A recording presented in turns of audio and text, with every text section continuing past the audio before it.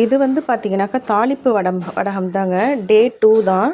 இதை வந்து பார்த்திங்கனாக்கா நான் இப்போ நல்லா விளக்கெண்ணெயில் வச்சு நல்லா ஆயிலை தொட்டு தொட்டு உருண்டை பிடிச்சி வைக்கிறேங்க. இந்த மாதிரி வந்து டெய்லியுமே வந்து பார்த்திங்கனாக்கா ஒரு 1 வீக்குக்கு வந்து நல்ல வெயில் அடித்ததுன்னா டெய்லியுமே வந்து உருண்டை பிடிச்சி பிடிச்சி வைக்கணும்.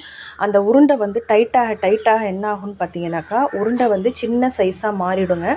அது வந்து பார்த்திங்கன்னா நல்லா உள்ளரெல்லாம் நல்லா காஞ்சதுக்கப்புறமா நம்ம எடுத்து ஸ்டோர் பண்ணி வச்சோன்னா 1 இயருக்கு நல்லாயிருக்கும். நடுவில் வந்து உங்களுக்கு டைம் கிடச்சிதுனாக்கா ஒரு 3 மந்த்துக்கு ஒன்ஸு இல்லை மாதத்தில் ஒரு வாட்டி எடுத்து நீங்கள் வெயிலில் எடுத்து வச்சு யூஸ் பண்ணிங்கன்னா நல்லா இருக்குங்க, கெட்டே போகாது.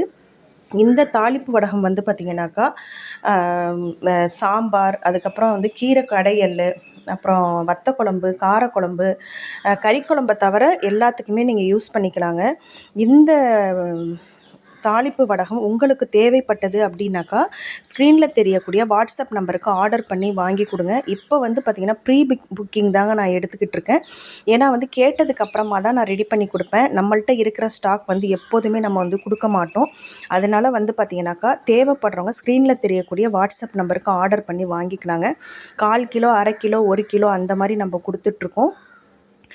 தேவைப்படுறவங்க வாங்கிக்கோங்க. இப்போ வாங்கி வச்சுக்கிட்டிங்கனாக்கா 1 இயருக்கு நீங்கள் வந்து யூஸ் பண்ணிக்கலாங்க. இப்போ ஒரு ஃபேமிலி இருக்கிறீங்க அப்படின்னாக்கா நீங்கள் ஒரு 1 கிலோ வாங்கி வச்சுக்கிறீங்கன்னா உங்களுக்கு 1 இயருக்கு வருங்க.